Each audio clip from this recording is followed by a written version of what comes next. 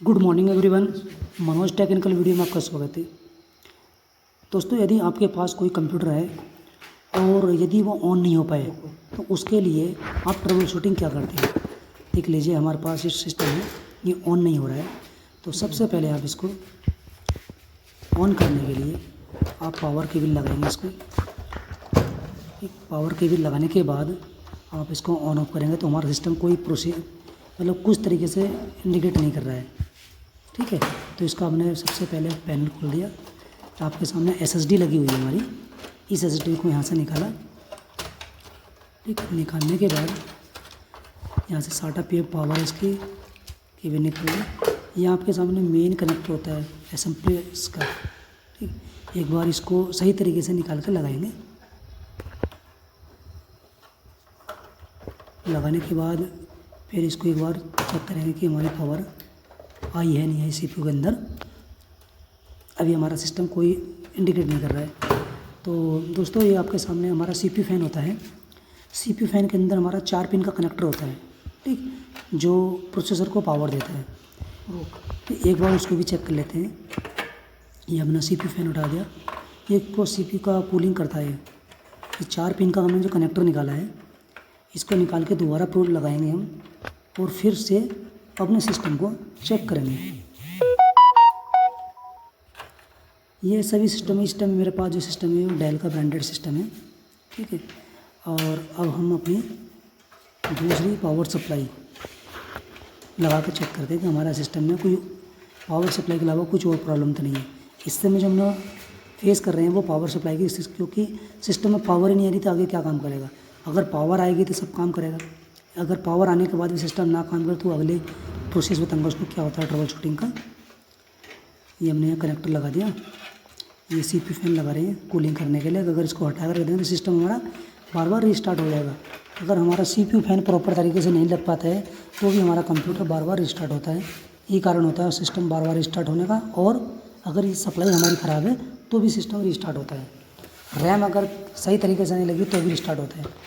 दोस्तों देखो, आपके सामने सिस्टम हमारा ऑन हो गया है।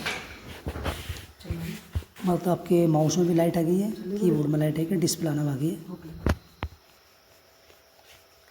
डेल का सिस्टम है, 1-2 बार ऑन ऑफ करने में देखो बंद हो गया, फिर दोबारा से ऑन होएगा। इस तरह से ये 2-3 बार बूट होने के बाद ही ऑन हो पा रहा है। सिस्टम की प्रॉब्लम है। तो देखो आपके सामने डिस्प्ले आ गया इसका। ठीक, तो जो प्रॉब्लम लगी हमको उसकी मेन वो पावर सप्लाई की प्रॉब्लम लगी है।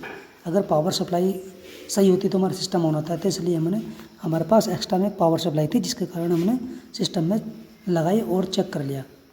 इससे पता लगा कि हमारा सिस्टम में पावर सप्लाई की प्रॉब्लम है। पावर सप्लाई प्रॉब्लम होने लगाने के बाद देखो सिस्टम हमारा पूरी तरीके से प्रॉपर वर्क कर रहा है और आपके सामने डिस्प्ले भी आ गया है। ठीक, तो ये जो हमारा मेन पार्ट होता है सप्लाई का, अब इसको हम चेंज करेंगे। सिस्टम आपके सामने देखो ये एरर दे रहा है। इस समय दिखा रहा है कि आपके पास सिस्टम में हार्ड डिस्क नहीं है या एसएसडी नहीं है, क्योंकि मैंने निकाल रखी है। इसके कारण ये एरर दे रहा है। और सिस्टम को शट डाउन करेंगे। ये बंद करें, डायरेक्ट बंद कर दिया हमने यहाँ से। उसके बाद अपना एसएसडी को लगाएंगे हम। एसएसडी का देखो ये ब्लू कलर का कनेक्टर देख रहे हो, ये हमारा हार्ड डिस्क आता है। और ये यहाँ फिट कर रहे हैं इसको मदरबोर्ड में जो साटा पिन का कनेक्टर होता है। ठीक, ये लगा दिया। आप सिस्टम को ऑन करेंगे तो हमारा सिस्टम बूटिंग पे भी चला जाएगा और ऑन भी हो जाएगा। इस तरह से हम अपना सिस्टम को आप देख सकते हैं। यदि आपके घर पे कोई कंप्यूटर है या आप कंप्यूटर कोई काम करते हो, यदि इस तरह से कोई प्रॉब्लम आती है तो आप फेस कर सकते हो या हमें कमेंट में बता सकते हो। अगर आपके पास कोई सिस्टम ऐसा आता है आपको सॉर्ट आउट नहीं हो रहा है प्रॉब्लम, जहाँ तक हो सकता है हम उसको सॉर्ट आउट कराने की कोशिश करेंगे। ये आपके सामने पूरा सिस्टम मैंने जो करा है। अब देखो ये जो एरर दे रहा है, ये डेट ऑफ टाइम का इनवैलिड डेट ऑफ टाइम दिखा रहा है। तो इसका मतलब हमारा है क्या प्रॉब्लम है, सीमोस जो बैटरी होती है मदरबोर्ड की वो वीक हो गई है। ठीक है, इसको चेंज कर सकते हैं या इसका डेट ऑफ टाइम अपडेट कर सकते हैं। दोनों तरीका। ये एक बार डेट ऑफ टाइम अपडेट होने के बाद अगर चल जाए तो ठीक है, नहीं तो आप इसको सीमोस बैटरी को चेंज कर सकते हो। उसके बाद डेट ऑफ टाइम अपडेट कर दोगे, आपका सिस्टम कंटिन्यू चलेगा और इस तरह का कोई एरर नहीं देगा। इससे मैं आपके सामने मैं डेट ऑफ टाइम चेंज कर रहा हूँ। इसका डेट डाल दिया, इसका 2005 हो गया, डेट समय हो गया, इसका एग्जिट कर दो। तो ये डायरेक्ट सिस्टम आपका अब बूट होएगा विंडोज़ से। अब आपको ये एरर नहीं देगा जो इसमें चल रहा था।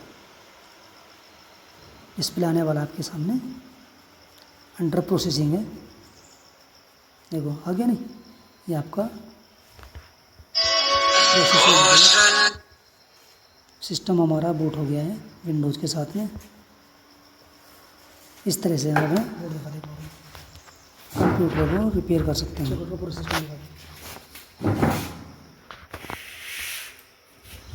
ये आपके सामने पूरा स्क्रीन आ गया है हमारा, ठीक है। इस तरह से अपना कंप्यूटर को आप ट्रबल शूट कर सकते हो, ठीक है। अगली वीडियो देखने के लिए बने रहिए, धन्यवाद।